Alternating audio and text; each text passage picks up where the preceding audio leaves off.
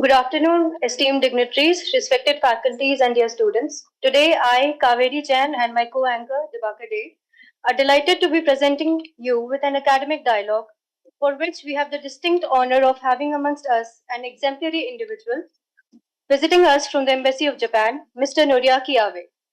Today's lecture is poised to enlighten our minds about the current status of India-Japan relations and which path the two nations shall be choosing for themselves from within the many branches of possibilities that arise out of foreign relations.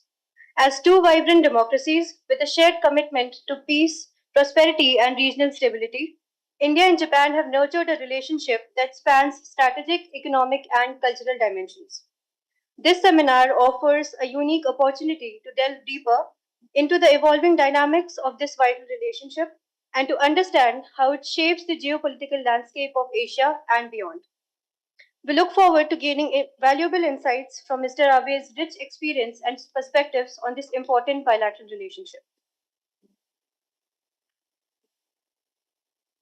Thank you, Kaveri.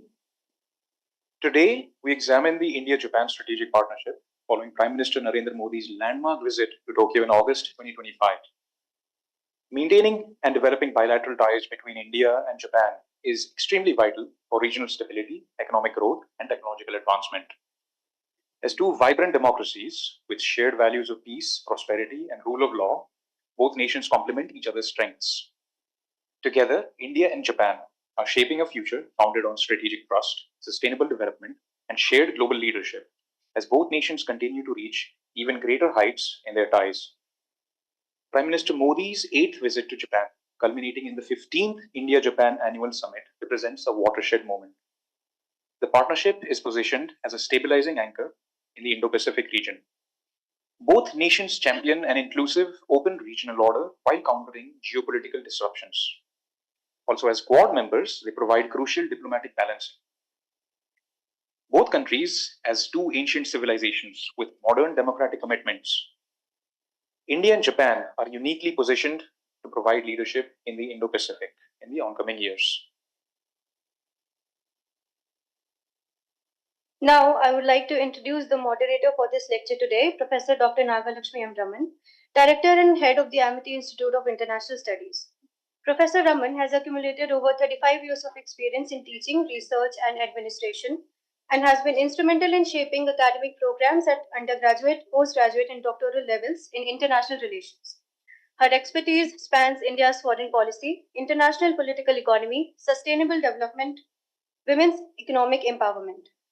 Professor Raman is a prolific author, having published 7 books, 45 research papers in national and international journals, and 14 training manuals. She has executed various research projects which have been funded by prestigious organizations such as the World Bank, USAID, Bill and Melinda Gates Foundation, and the Indian Ministry of Agriculture. She is also a recipient of the Exemplary Leadership in Education Outstanding Professor for Holistic Development for Students Award at the World Education Leaders Summit in 2021. Best Women Researcher of the Year Award and the Academic Excellence Award in 2024. I would now kindly request Professor Raman to welcome our guest and deliver the opening remarks. Thank you, Kaveri. Thank you, Dibakar. Respected Honorable Founder President Sir, Dr. Ashok K. Chauhan, Honorable Chancellor Sir, Dr. Atul Chauhan, Honorable Vice Chancellor Ma'am, Professor Dr. Balwinder Shukla, and our Group Vice Chancellor Sir, Professor Dr. Kurinder Singh, and our distinguished Mr. Abe, Honorable Political Minister, Embassy of Japan, esteemed faculty colleagues, and my very dear students. It's my profound privilege on behalf of Amity Institute of International Studies, Amity University of Uttar Pradesh, to extend a very, very warm welcome to each one of you today. Today's important lecture on India's Japan relation post PM Modi's visit, key takeaways and future outlook. When we see this outlook, India and Japan share a very long-standing partnership rooted in mutual trust, shared democratic values, and common vision for peace, prosperity, and a free and open Indo-Pacific over the decades. This relationship, we can say, that has evolved from development assistance, right, to strategic convergence, particularly in the areas of digital innovation, clean energy, infrastructure, and regional security cooperation. The recent visit of Honorable Prime Minister Shri Narendra Modi ji to Tokyo has added renewed momentum to this partnership, highlighting the synergy between Viksit Bharat 2047 and India and Japan's vision for sustainable inclusive growth in Asia. At Amity, we are deeply committed to fostering deeper understanding of such dynamic international partnership. Through our academic engagement, students' research, and collaboration with diplomatic missions, AIIS seeks to nurture future scholars and leaders who can contribute meaningfully to India's global discourse. We are truly honored here, sir, to have with us Mr. Abe, whose rich diplomatic experience and insights will help our students and faculty gain nuanced perspective on how India and Japan can co-create pathways for strategic and economic cooperation in an increasingly multipolar world. I would like to take this opportunity to express my gratitude to our visionary leaderships, our founder president, our chancellor, our vice chancellor, our group vice chancellor, for their constant engagement and enabling such globally relevant academic interactions. My sincere thanks also goes to the organizing team, the faculty members, the students who are a part of it, and our enthusiastic students, of course, and whose efforts make this engagement very vibrant and meaningful.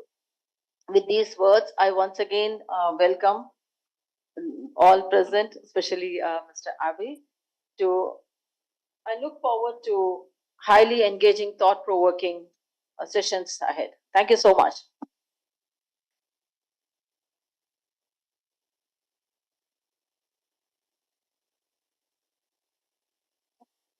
Thank you, ma'am, for your warm welcome and for your thoughtful delivery. Now it is our privilege and honor to felicitate our esteemed guest. We would request Professor Dr. Nagalakshmi M. Raman to present a Tulsi sapling as a symbol of Amity's commitment to upholding traditions to Mr. Noriaki Abe.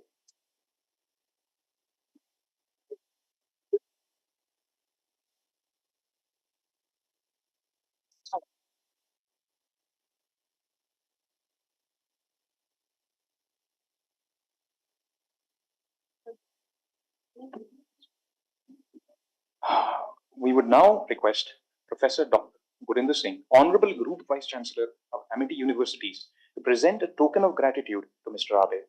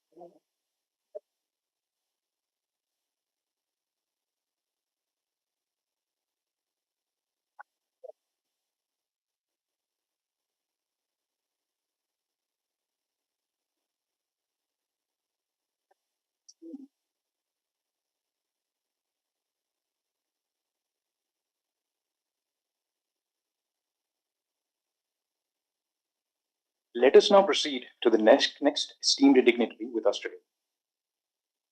It is our honor to welcome Professor Dr. Gurinder Singh, Honorable Group Vice Chancellor of Amity Universities and a globally recognized academic leader in the field of management and marketing. With an academic career spanning over 2 decades, he has played a pivotal role in expanding Amity's international footprint and fostering global academic collaborations. His research contributions include over 140 indexed publications, a Google Scholar H index of 39, and more than 5,700 citations across reputed journals and conferences. Professor Singh is consistently ranked among the top 5 marketing and business researchers in India's higher education sector as per the AD Scientific Index 2025. In addition to his research excellence, Professor Singh is an acclaimed institution builder, having led the development of numerous universities and higher education institutions across India and abroad, including in London, Singapore, Dubai, New York, Tashkent, and Mauritius. His visionary leadership has helped shape globally benchmarked academic environments that empower thousands of students worldwide. We would now like to request Professor Dr. Gurinder Singh to kindly flourish the stage with his valuable remarks.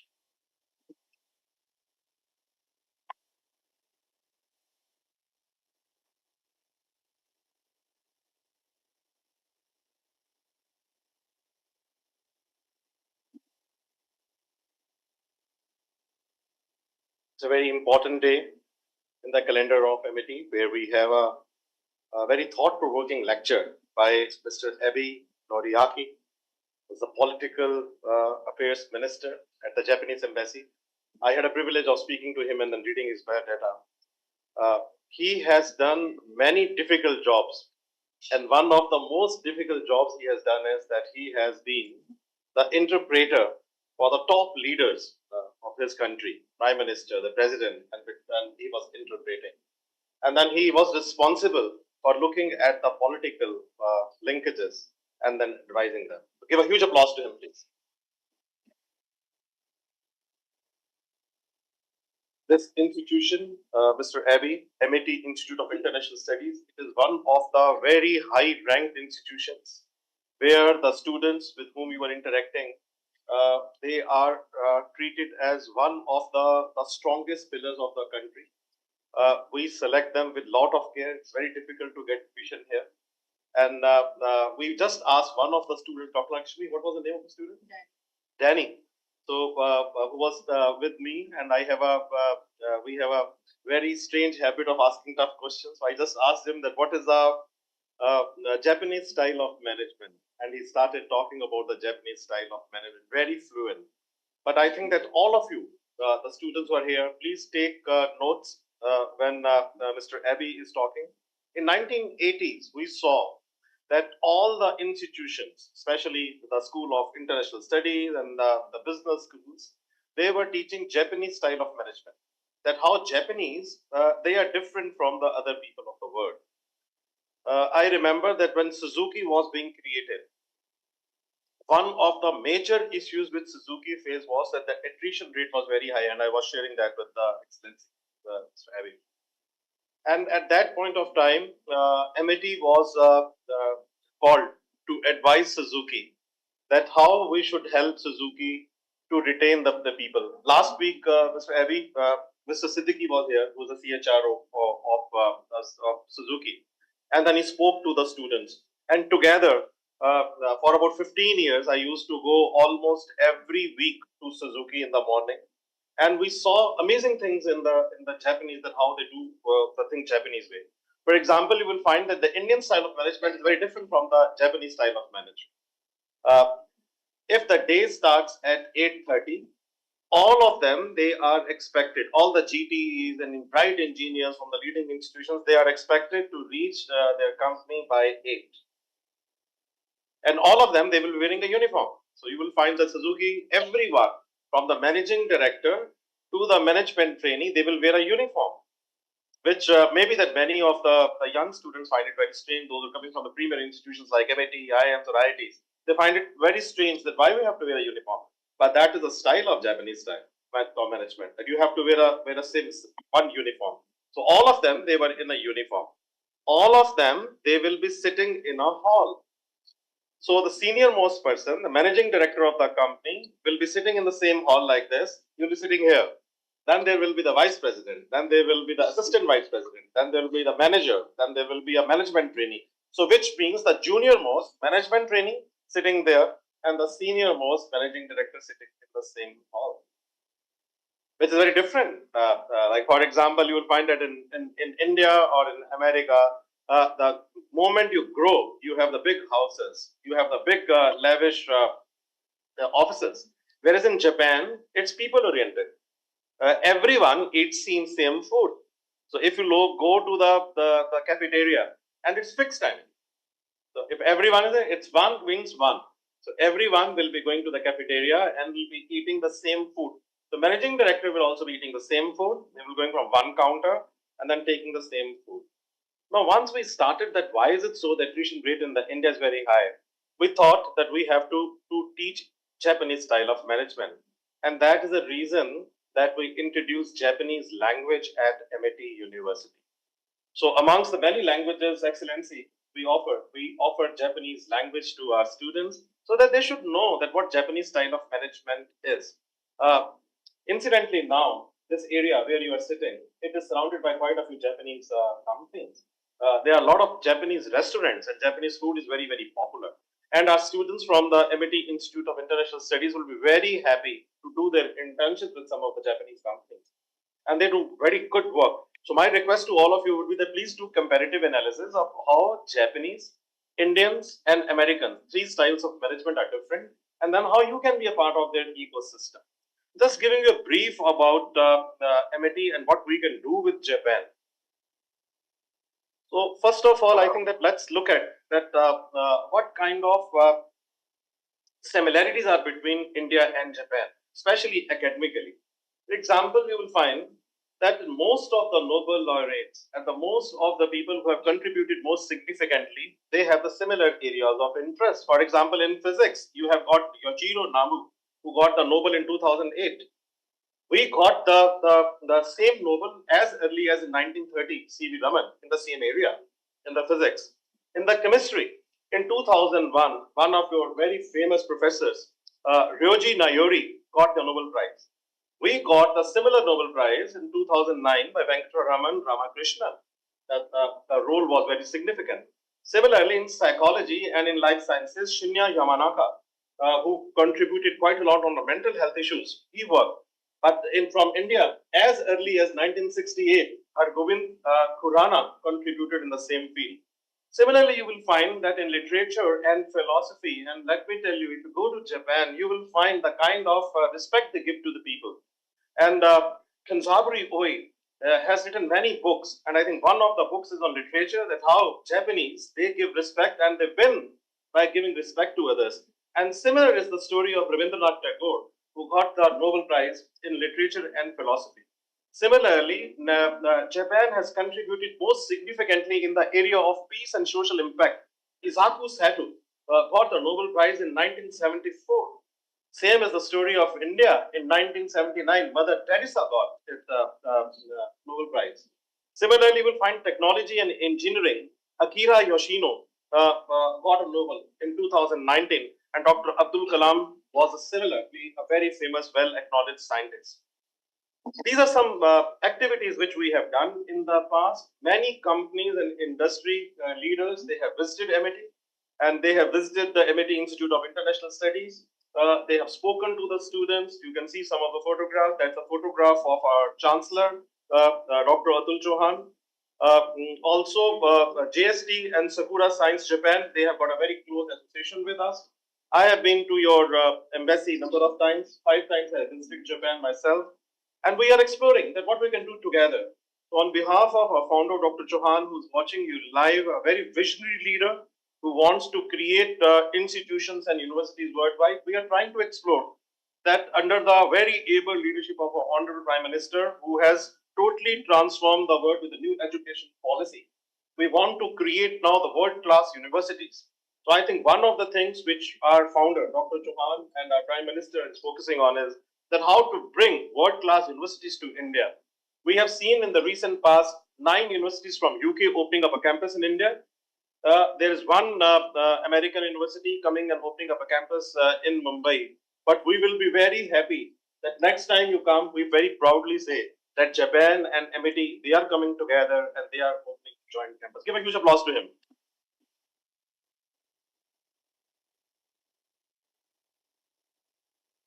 I'll just give you one slide because I have been given about 10 minutes. I have exhausted 7. I would like to confine myself in 10 minutes time.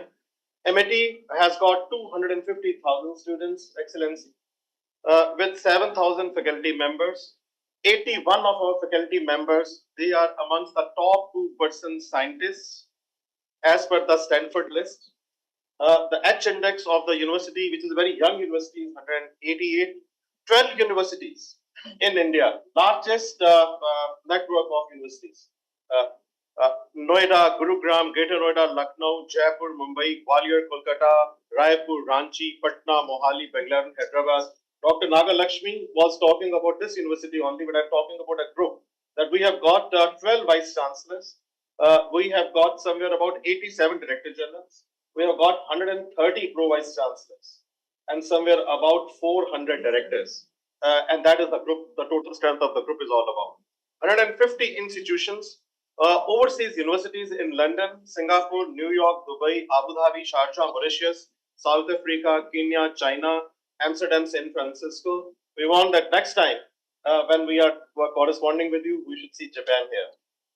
And that is why we visited Japan, and we wanted to explore that can we open up a school there, and can we open up a university there, and can we bring some of the top brands from Japan to India. 28 schools and preschools, 2,000 acres of campuses, 20 million square feet of buildings, and this is our own construction company which is building it up. 400 programs covering 60 disciplines, more than 2,500 patents, one-third of which are commercialized. 5,000 cases are students from the business school and from the MIT Institute of International Studies. They have been published. 400 research projects ongoing, largest partner of Government of India in research, and ranked number 1 private university of the country. We got a long presentation. I'll forward it to you, but my 9 minutes are over. But such a warm welcome we want to give you on behalf of our founder, chancellor, all the vice chancellors.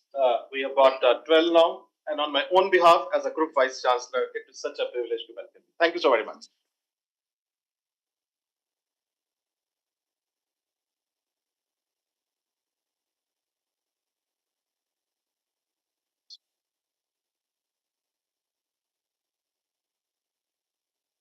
Thank you very much, sir, for gracing us with your esteemed presence today, as well as your experience-driven and extensive presentation.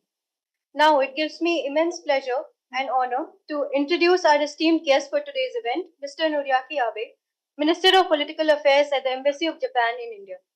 Mr. Abe is a seasoned diplomat with nearly 3 decades of experience in Japan's foreign service. Upon his graduation from the University of Tokyo, Mr. Noriaki Abe joined Japan's foreign service in 1997. He studied at Duke University and Tufts University in the US. On his education leave with the Ministry of Foreign Affairs before working at the Embassy of Japan in Washington, D.C.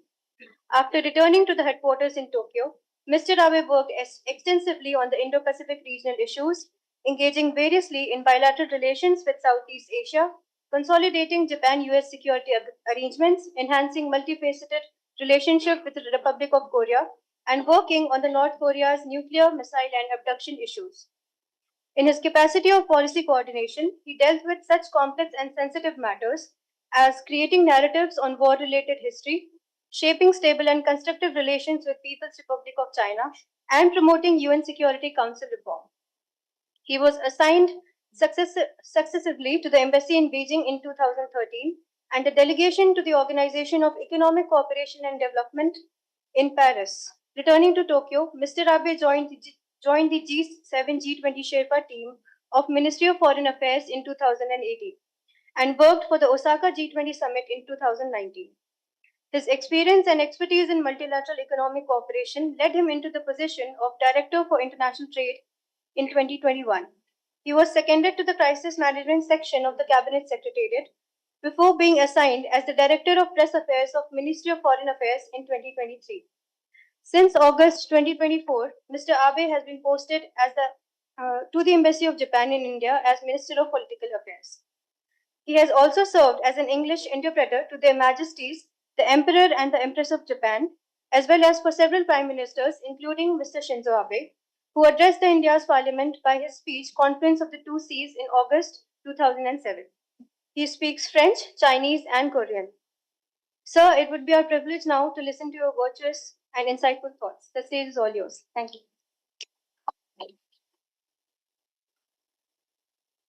Good afternoon, ladies and gentlemen. Thank you very much for giving me such a great opportunity. I'm very honored to speak to you on the major outcomes of the latest Prime Minister Modi's visit to Japan and its historic significance. This is my first time to your distinguished university.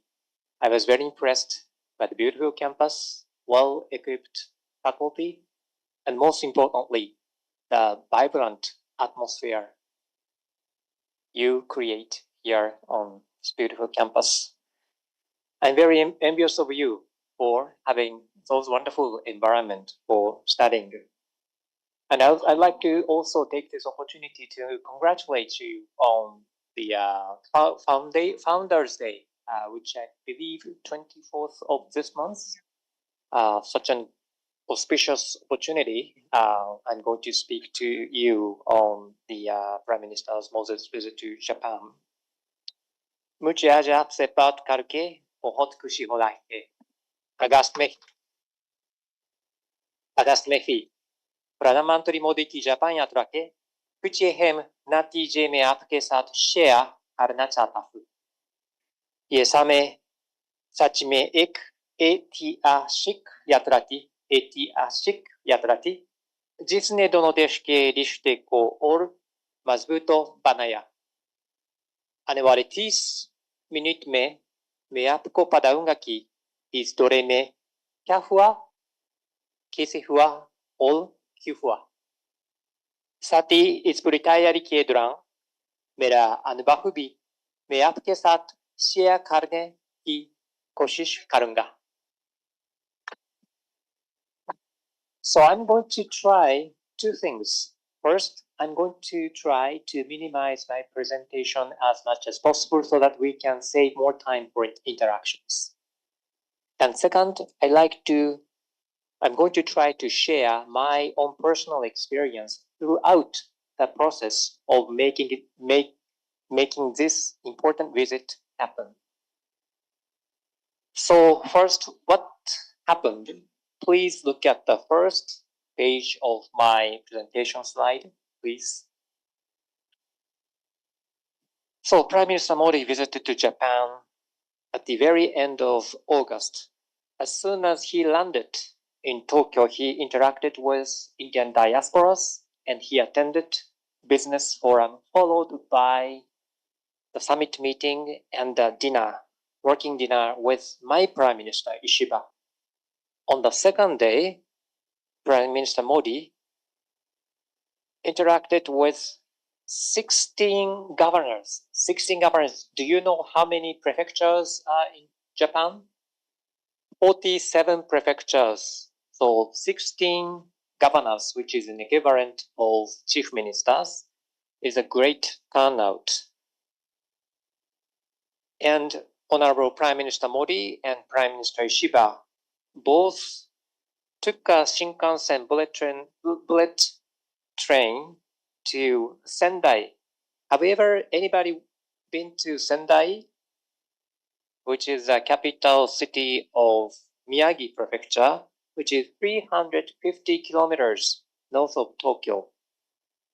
How many minutes does it usually take by Shinkansen? 350 kilometers.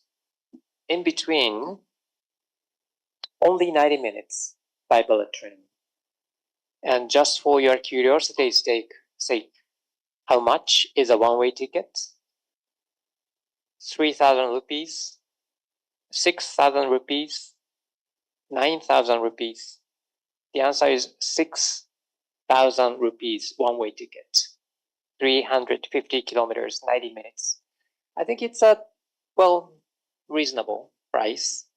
And you can see the location on the next page. Sendai is, yes, just right bottom. So he also attended the lunch with the local leaders, and both leaders visited Tokyo Electron Semiconductor plant site. So if you don't mind, I'd like to draw your attention to a 3-minute video clip which was made by your Prime Minister's Office of India. This video is really encapsulate what happened during his 1.5-day visit to Japan. And this beautiful pictures, there are painstaking efforts of both sides. More than 1,000 officials and private sector took part in preparation. And beautifully, yes, please.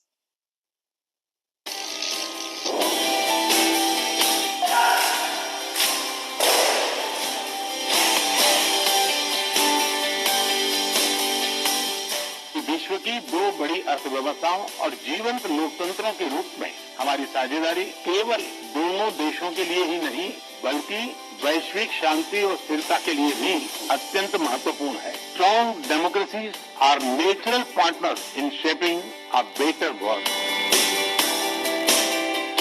Bharat की विकास यात्रा में Japan हमेशा एक अहम partner रहा है। हर क्षेत्र में हमारी साझेदारी आपसी विश्वास का प्रतीक बनी है।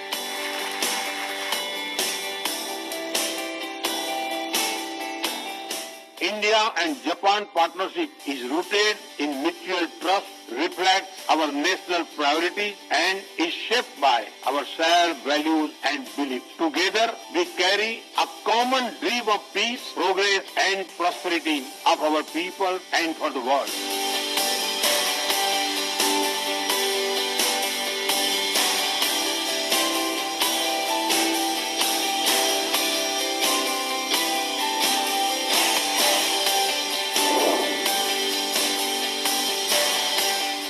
Together, we will shape Asian century for stability, growth, and prosperity.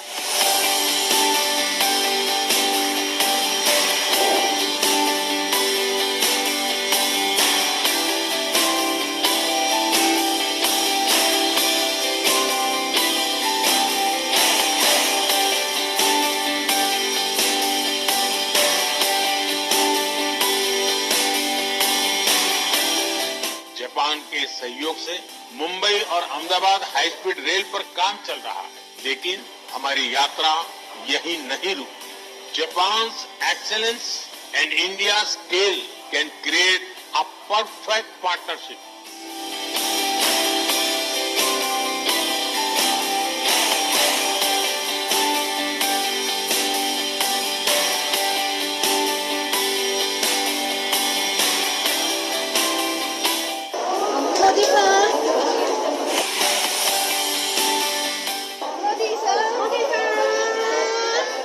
Welcome to Japan.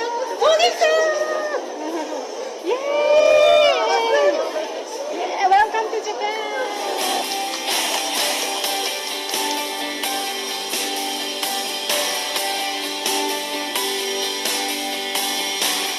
मैं आप सबसे आग्रह करता हूं, कम make in India, make for the world.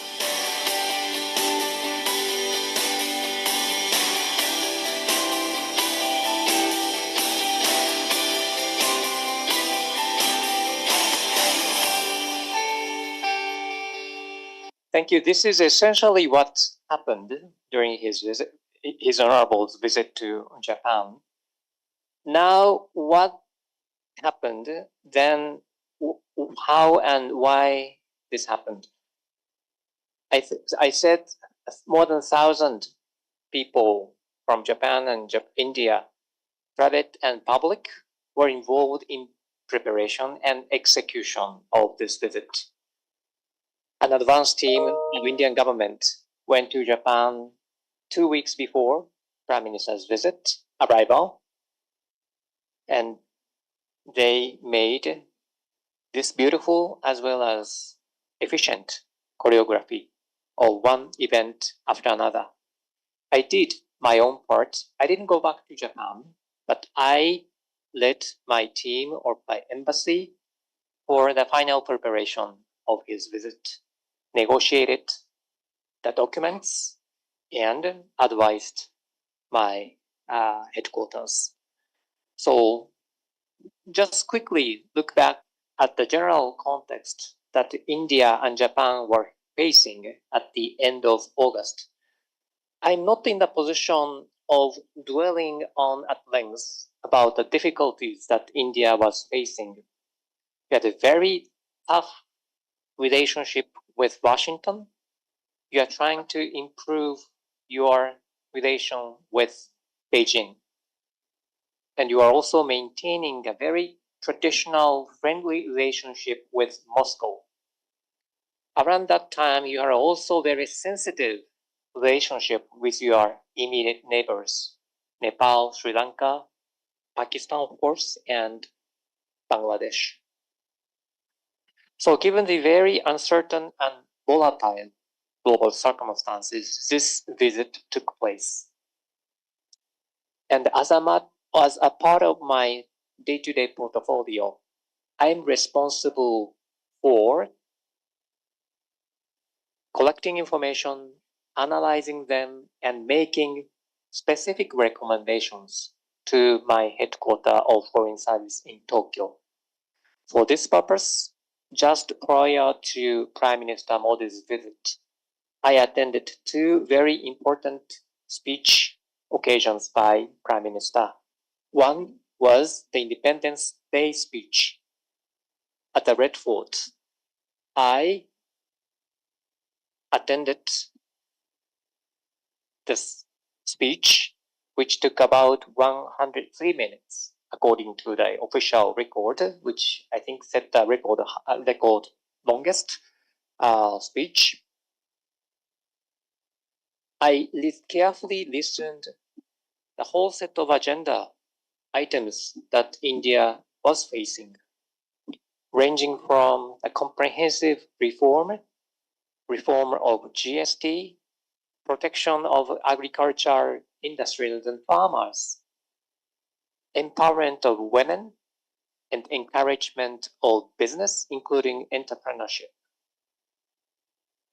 I reported his message, which I heard loud and clear, back to Japan so that my Prime Minister can respond to Prime Minister Modi's remarks in a very effective way.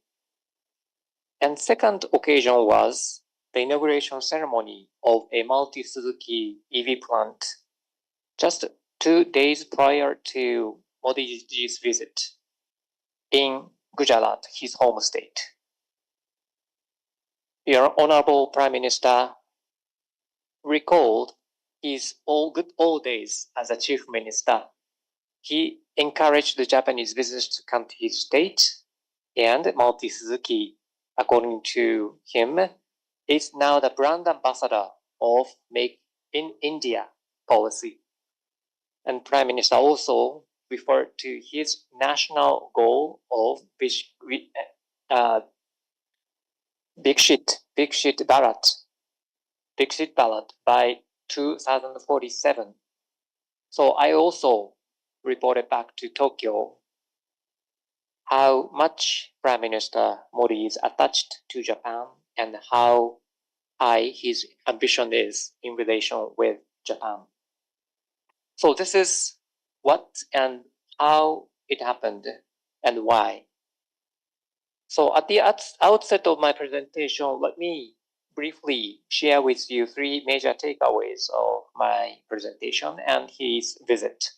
The first point is that both leaders upgraded our bilateral relationship, which is dubbed, quote unquote, special strategic and global partnership, in order for both nations to tackle challenges within and without as natural partners based on trust, shared values, and converging interests.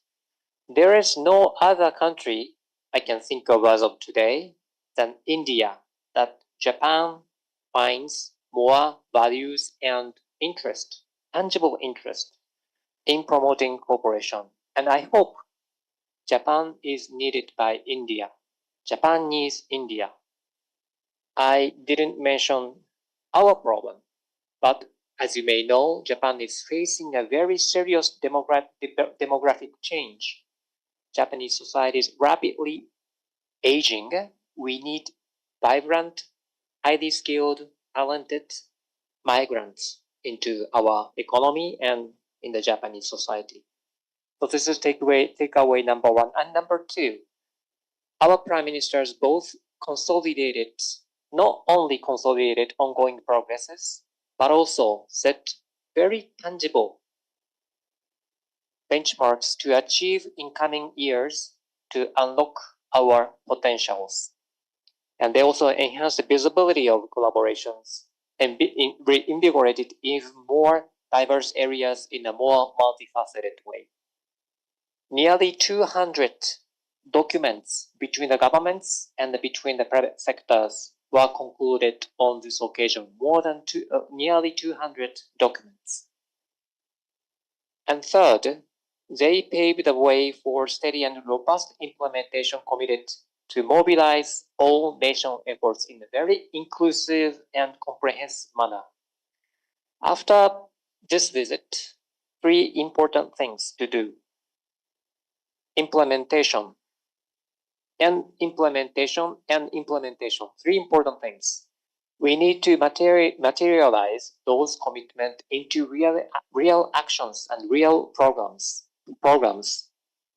So at the end of their bilateral meetings, Prime Minister Modi referred this meeting as a strong foundation for a new golden chapter at a joint press conference. Given this background, I'd like to go into the details. As I mentioned, out of nearly 200 documents, there are 5 important, significant documents. The first one is the annual summit joint statement. As you may know, this joint statement is normally issued as a result of any bilateral summit meeting. This is a document which is like a Christmas tree, every single little bit of everything. So everything important is embedded in this statement. And second important document is joint vision, which is divided into 8 priority areas. Just imagine we are going to cultivate and invigorate the following areas of cooperation in coming years. The first one is economy, and second, economic security, and third, mobility, including the bullet train, high-speed railway, and fourth, ecological legacies, fifth, tech and innovation, and sixth, health is wealth for everyone, and people-to-people exchange. Last but not least, state-prefecture partnership. And third important document is a security declaration. Security meaning national security, defending our people, properties, and our territories, which are, I think, commonly challenged. Both Japan and India are under threat of the potential and existent threats. We renewed this document, Joint Declaration on Security Cooperation, for the first time in 17 years. You cannot believe that, and I'm very little bit ashamed of this long overdue achievement. First time in 17 years, so many things have happened, and so many efforts were paid for enhancing our security cooperation. So this is a landmark achievement. And the fourth document is an emerging area of bilateral cooperation, which is on economic security. How to build the resilient, stable supply chain, how to secure the import of rare earth, and so on and so forth. And the fifth document is a joint action plan for human resource exchange. I think this is very relevant to you as a student or as a future professional. We encourage mutual ways of human resource exchange. Next slide, please. This visit took place in a very historic context. Last year, we celebrated the special strategic and global partnership. And in 2 years, we are going to celebrate 75th anniversary of our bilateral relationship. And with 2047 Viksit Bharat goal in mind, both leaders agreed to build a mutually complementary relationship that co-creates socio-economic value necessary to resolve the challenges facing future generations.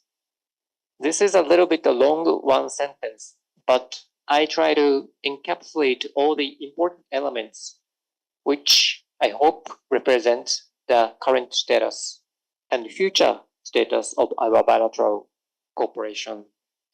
Mutually complementary relationship means Japan and India are not recipient-donor relation.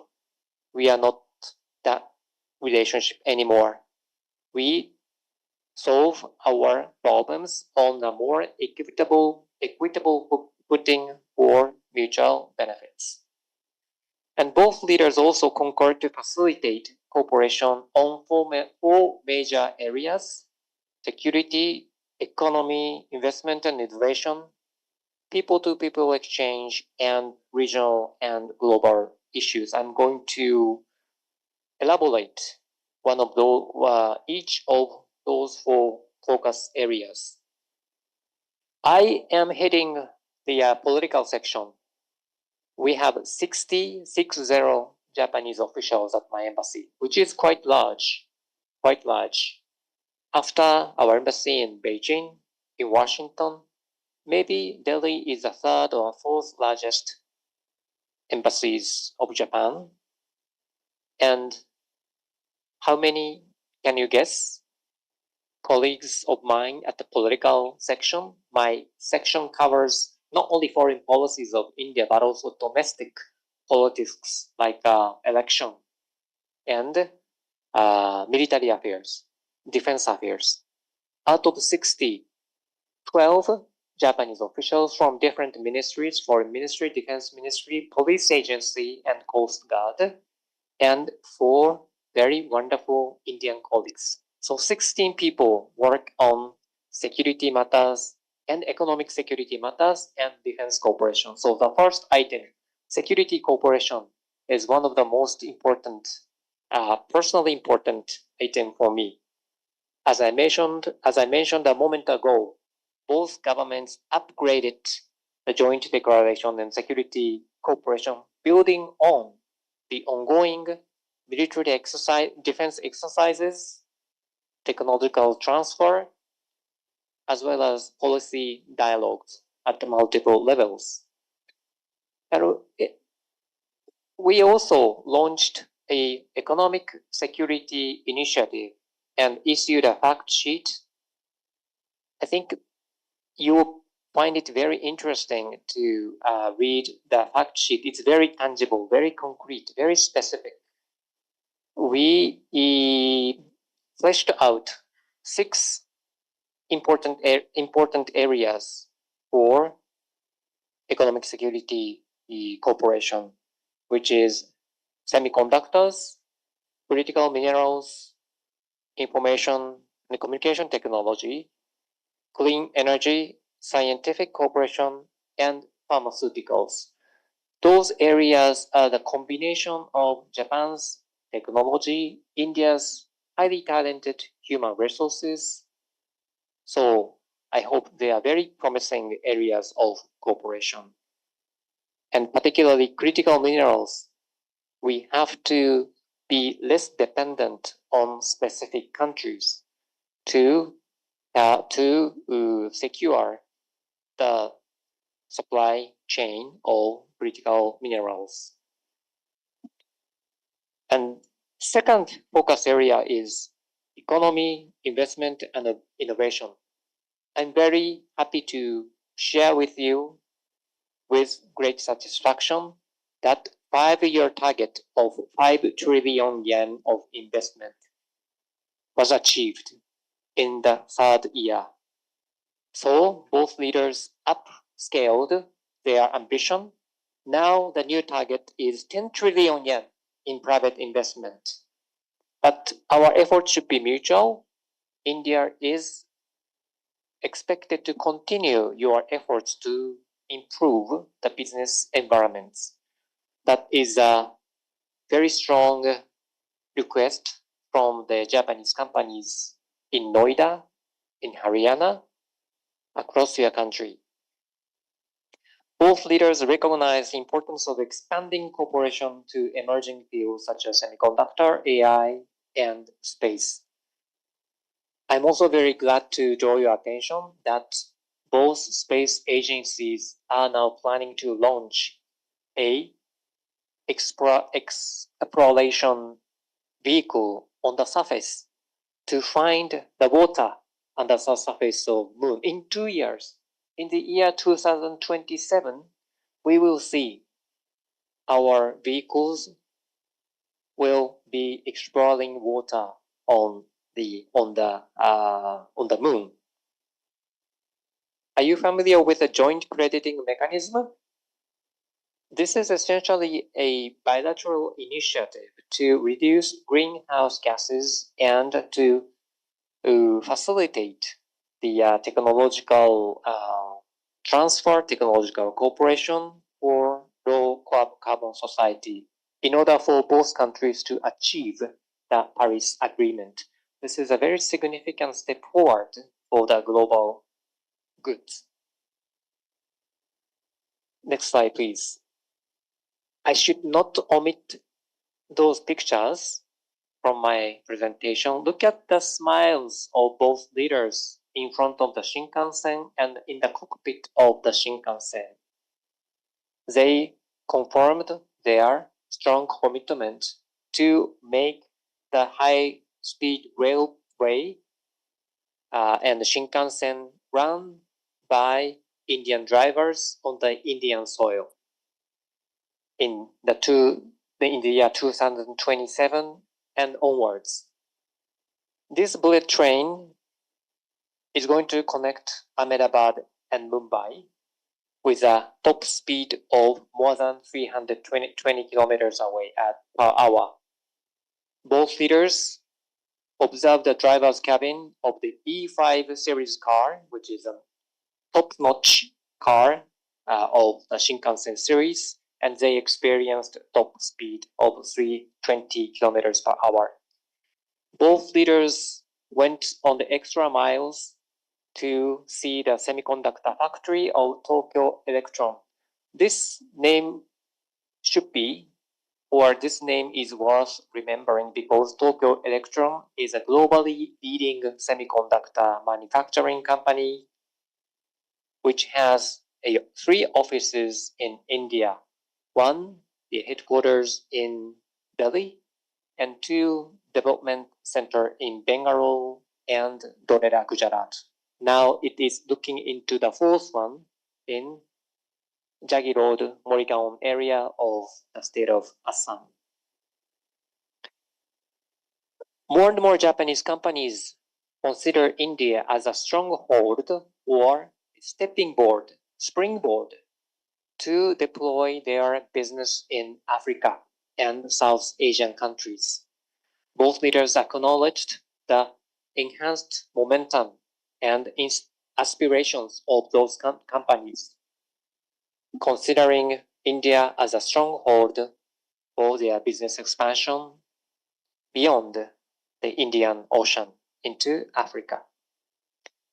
People-to-people exchange, they also set a very ambitious target, aspirational benchmark, I should say.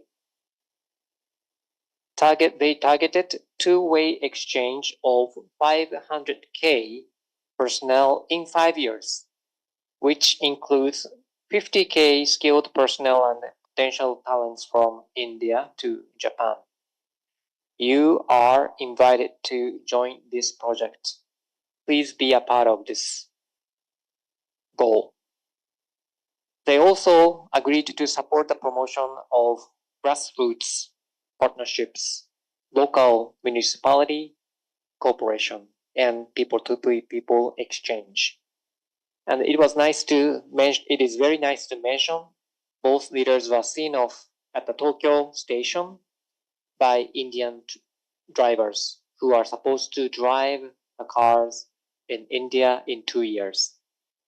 And finally, as a global leaders, regional powers, both leaders reaffirmed their role as key Indo-Pacific partners. They supported ASEAN centrality, free and open Indo-Pacific initiative. They also confirmed their continuous efforts to vitalize Quad, and they also agreed to cooperate more in Africa. They also discussed contemporary issues such as Ukraine, Gaza, North Korea, terrorist attacks, including Pahalgam incident. And finally, they reiterated the urgency for UN Security Council reforms.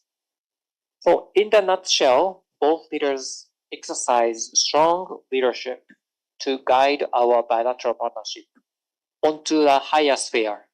And those targets are very specific, and now implementation is imperative for both of the nations. And thank you very much. I stop here. I hope that we can interact in a lively way. Thank you.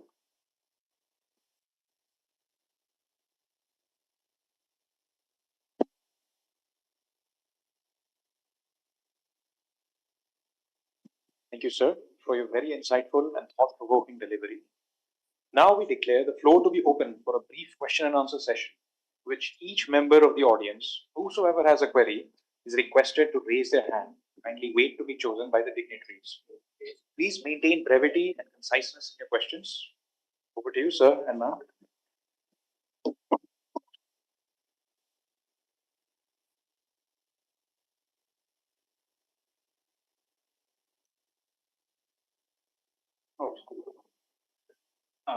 Good afternoon, sir.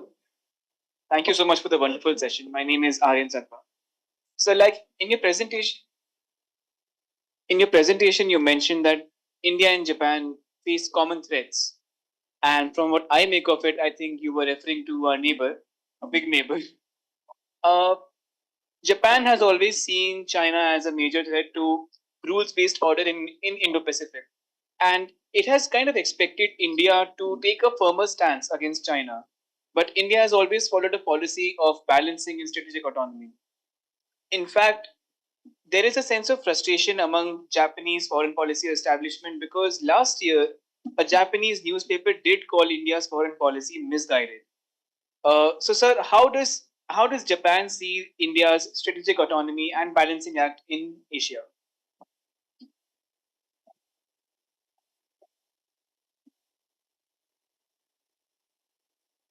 Okay, I will take a few more questions if you don't mind, so that I can, yeah, please. Hello. Yes, sir. My question to you is regarding just a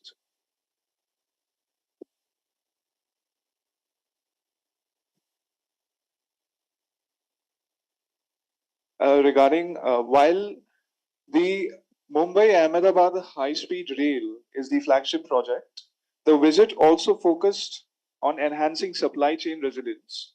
From Nippon's perspective, what are the next priority sectors in Bharat beyond electronics where Japanese companies are being encouraged to China plus one, and what more can be done to ease the business environment for them?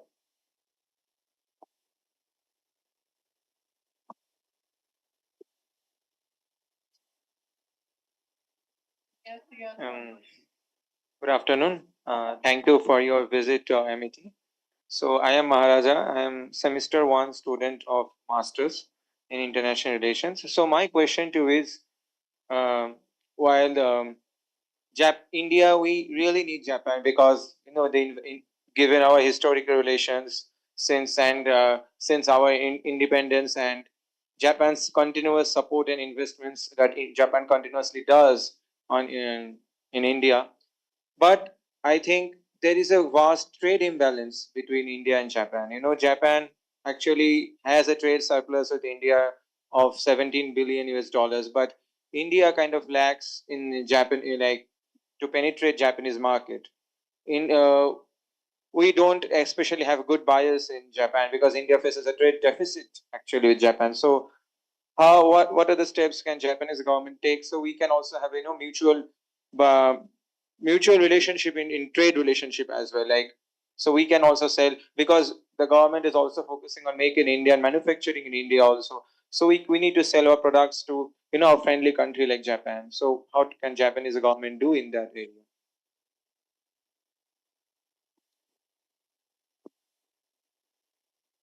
Okay, so let's go the first round of Q&A. So let's just wait for a moment. Thank you for your patience. Well, the question about China, it is very challenging, and I think it's very important for both of us. Japan and China have agreed to pursue a stable relationship based on strategic interest. So this is a general policy that both countries are pursuing. So we need China as an economic partner, and I hope China will have more transparent policies vis-a-vis business, vis-a-vis security and defense. But at the same time, Japan has not shy away anymore from calling China as a unprecedented security challenge to the Japanese security. This expression has been used in defense white paper for a couple of years. So this is now the very public position of the Japanese government. We are very much concerned about their expansive activities on the sea and in the airspace. Fortunately, we don't have a land border like India with a big neighbor, but our sovereignty and the territorial integrity has been threatened by occasional or spasmodic intrusion of Chinese vessels in the Japanese waters and the Japanese airspace. So I believe Japan and India share a lot of concerns with common in terms of our security configurations these days, which I must admit deteriorating, if not year by year, if not day by day, but year by year. And as I mentioned in my presentation, India is a natural strategic partner. We share many things in common, and there's much room to grow for the security cooperation. We can expand our defense exercises. We may look into many opportunities of technological transfer and the defense equipment from Japan to India and vice versa in the future.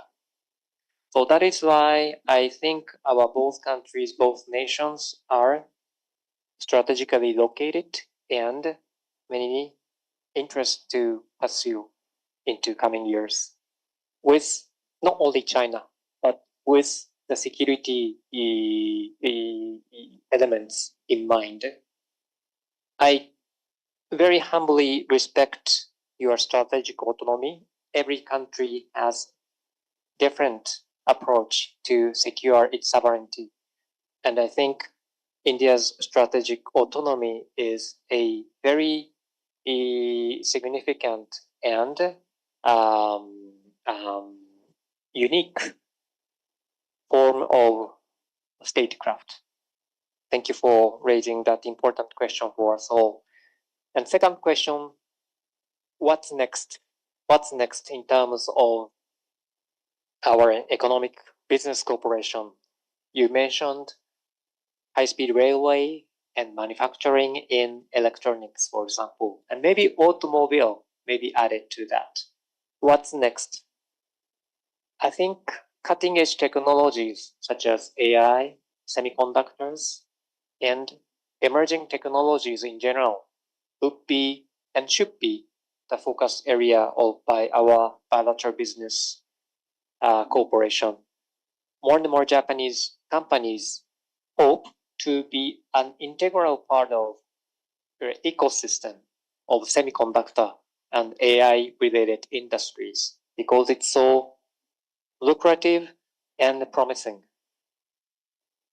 What India is expected to do from that perspective and in respect of business environment, those highly sophisticated industries need special care and sophisticated facilities such as improved condition of roads and bridges, better connectivity between among cities and villages. They need more, how to say, clean water, and those technologies needs more human resources. So more universities, more education across their country. So they are the very honest requirements, voices that I hear on the daily basis from the Japanese companies. If we have better business environment in India, the Japanese companies are more than happy to shift their investment from China to India. Now, China plus one strategies are taken by many of the Japanese companies, but they shift from the Chinese continent to Vietnam, Indonesia, Philippines, Malaysia, not necessarily so passionate about the possibilities in India. So now many Japanese companies are shifting their investment from China, looking for a better destination. I think the window of opportunity is open to Indian market and Indian industries.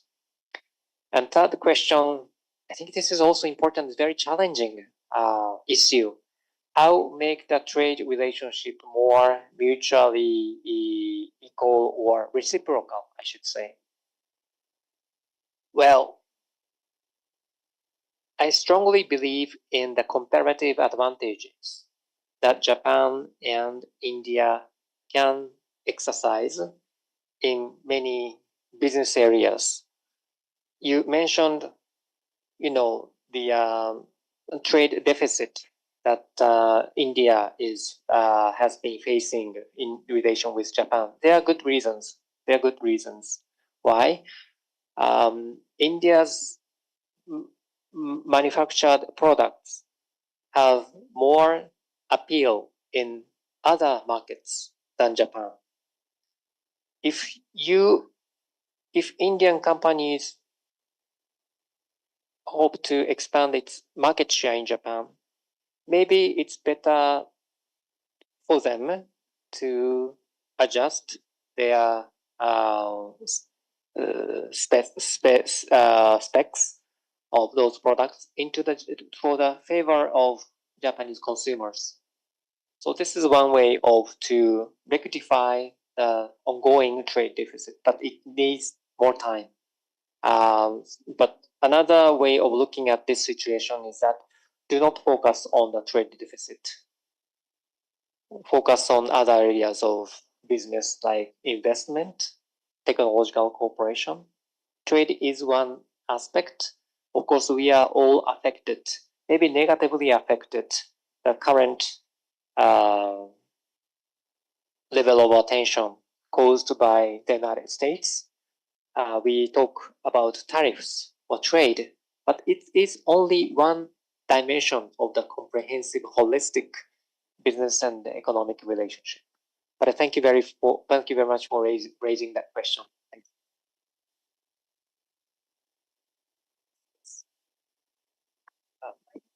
Good afternoon, sir.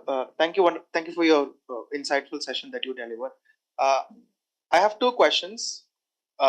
Firstly, is given the long-term decline of Japanese birth rates and the older communities of Japan is still, on a fact that they don't approach the foreigners to work in Japan, so they feel that it's a threat to the Japanese culture. So, on that sense, how could Japan probably reform their migration or the labor policies in such a way there could be more of Indians working in Japan? That's my first question. And the second question is, given your current political turmoil in Japan, how could will that change the contemporary India-Japan relations? And please, if you don't want to answer this question, is fine. Are we expecting Japanese first female prime minister in coming times, sir? Thank you.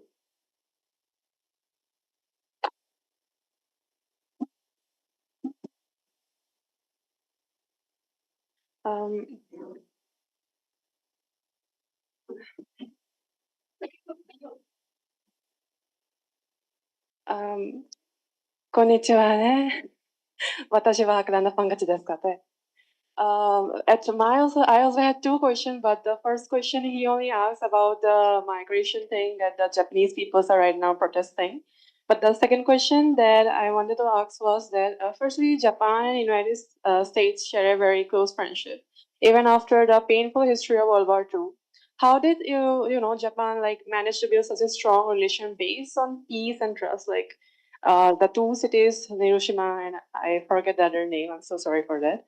But how do you manage that? Like, how did you manage this friendship? Like, there's no any jealousy or anger that oh, you guys this, and my question.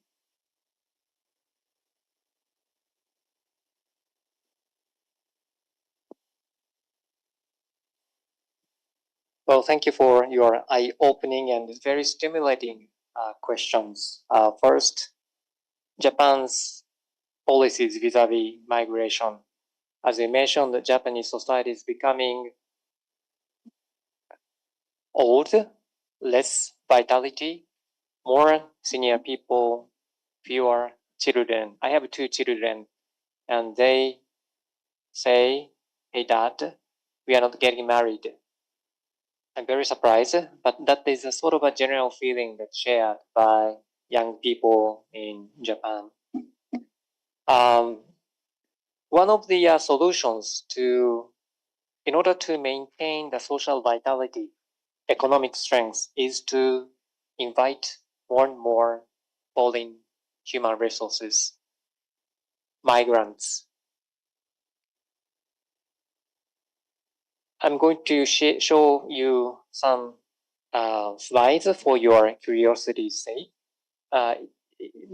Please prepare the slides, but for the time being, I'm going to talk a little bit more about the Japan's recent backlash, I should say, backlash against foreigners or against migrants. As some of you may very aware, the very anti-foreign sentiment was expressed at the latest election of the upper house, which is what we call House of Councillors. A very minor new party gained more than 10 seats in the house, and their manifest include very, if not negative, but very conservative policy vis-a-vis migrants. I think this is not a short-lived phenomena. I think it generally manifests the general public feeling in Japan because they are sort of fatigued by the rapid increase of foreigners in Japan as tourists, as workers. Well, their neighborhood is sometimes, or more often than not, experience some noises, some public nuisance, etc., etc. For the Japanese communities, which I should say has been insular or separated from international influence, cannot possibly now accept the reality of having more migrants in their which disturbs the tranquility of their day-to-day life. So I think this is a backlash of the Japanese public, and this is I think, a very honest. And at the same time, I don't think this is unique for Japan. European countries, the United States, many countries are now facing that similar tendency, public inclinations. How Japan should tackle this dilemma? On one hand, you need more vitality from abroad. On the other, you want to keep homogeneity in your society. Well, it's very difficult, but in my personal opinion, Japanese society needs to adjust themselves to the reality and to the necessity We have to find better ways to coexist with foreigners. The next question, very politically sensitive. I may not be the right person to address your interest, but I am speaking to you in a very honest way. I'm very excited to have the first female prime minister in Japan, and no matter who the prime minister is, he or she, right or left, there is a strong bipartisan, staunch support for Indo-Japanese relationship. And Ms. Takaichi, she is a conservative member of the leading party for a long time, and she is regarded as a proponent of late Prime Minister Abe's political philosophy, and foreign policy. I have no doubt that she attaches more importance than anybody to our bilateral relationship. And how Japan has gone through its alliance with the United States, even though Japan suffered the tragedy of 2 atomic bombs in Hiroshima and remember in Nagasaki. Hiroshima and Nagasaki. And in this particular context, I'd like to renew my gratitude to your Lok Sabha, your parliament, to have a moment of silence every year on the 6th of August, Hiroshima Atomic Bomb Day. I join the moment of silence this year again, such a moving moment.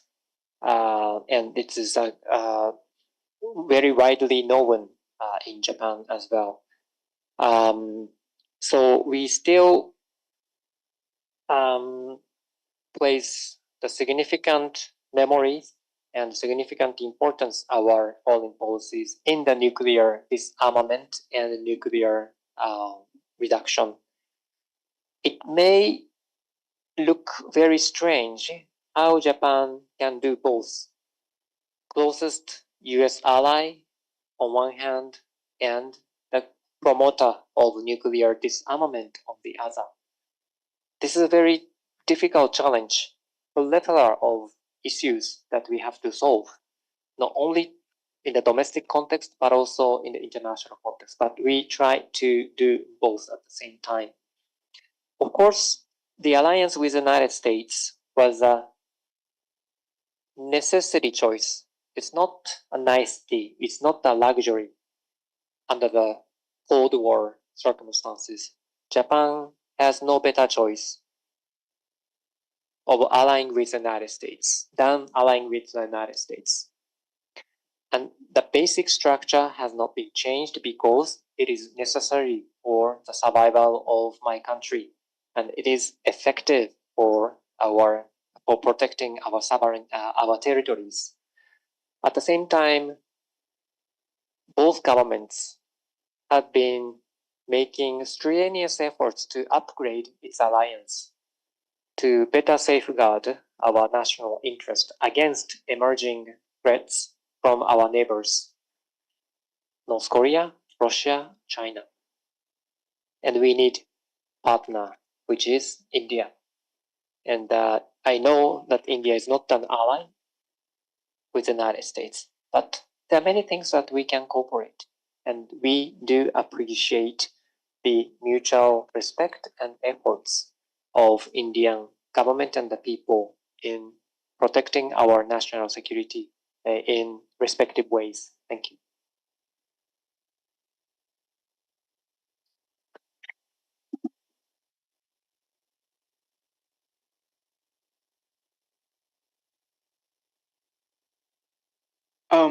Hello, sir.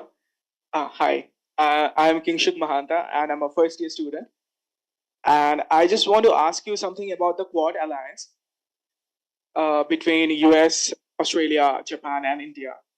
So the Quad has always emphasized a free and open Indo-Pacific. In your view, what does true openness mean in a world where nations are becoming more protective over their national interests?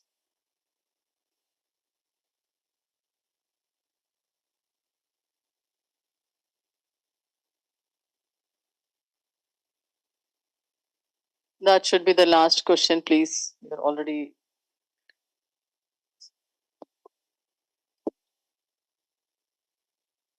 Thank you. Very timely question because India chairs Quad this year, and we hope that the chairpersonship will be successful.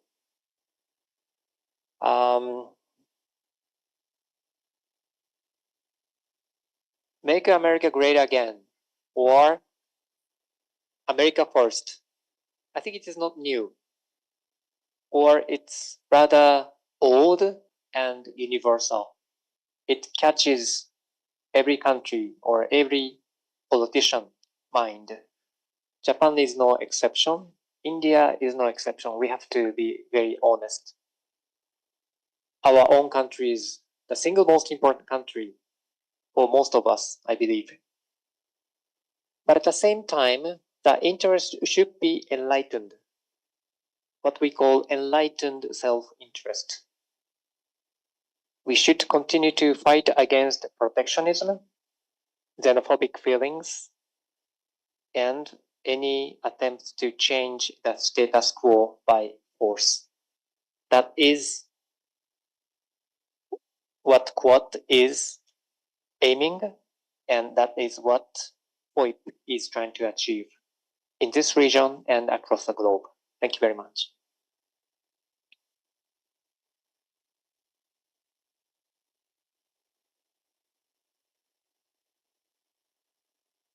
As we approach the close of today's enlightening seminar, it is our privilege to deliver the formal vote of thanks on behalf of the Amity Institute of International Studies. First and foremost, we extend our deepest gratitude to Mr. Noriaki, Minister of Political Affairs at the Embassy of Japan in India, for honoring us with his presence and sharing such invaluable insights into the evolving partnership between India and Japan. Your vast diplomatic experience and thoughtful perspectives have truly illuminated the dialogue, offering us all a nuanced understanding of this vital bilateral relationship. We also extend our sincere thanks to Professor Dr. Nagalakshmi Raman, whose opening remarks and sustained commitment to academic excellence have set a remarkable tone for today's proceedings. Our heartfelt appreciation is also due to Professor Dr. Gurinder Singh for his impactful reflections. A heartfelt thank you to our organizing team, faculty members, and student volunteers whose meticulous preparations ensured the seminar's success. Your commitment and teamwork are deeply appreciated. Last but not the least, gratitude to our wonderful audience for your active participation and enthusiasm, which has made the event truly memorable. Thank you all and have a nice rest of the day.